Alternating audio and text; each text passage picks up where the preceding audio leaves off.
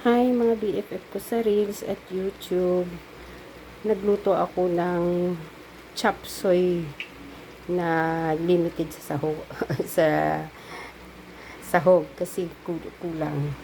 Biglaan lang kasi nagkamali kami magbukas ng kernel corn para samahan na buksan ay young corn. Kaya ayan, na bigla ang nagluto ng gulay. Iginisa ko sa bawang, sibuyas at saka yung chicken skin na may konting laman-laman.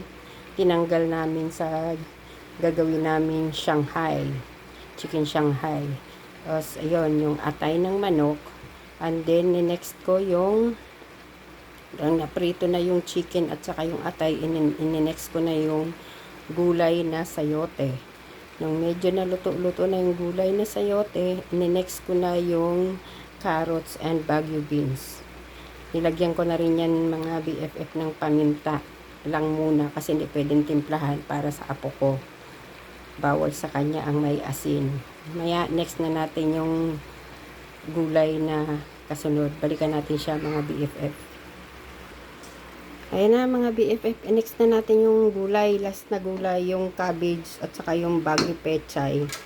Tapos, isabay na natin yung spring onion. Mayroon kasing nag-suggest sa amin nang namili na lagyan daw ng spring onion para mabango. Di, sige, try para naman ay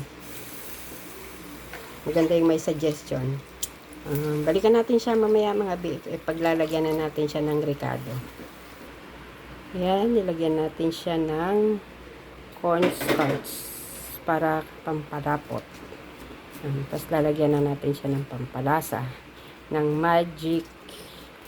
Ay, hindi muna.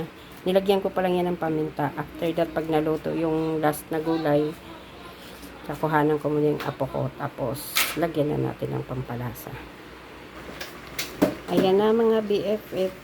Nakuhanan ko na yung apo ko, kaya lagyan na natin ng ricado, asin, magic, at konting paminta.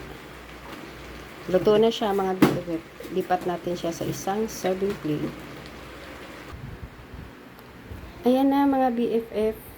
Luto na ang ating chop suey na kahit kulang ng sahog ay okay na rin. Wala siyang quail egg. Yan, ang dami kong naluto mga BFF po. Dalawang Bye-bye. See you next luto sa kusina ng Blind Cusinera. Follow me in my YouTube channel and Facebook Reels. Bye-bye. Thanks for watching mga BFF.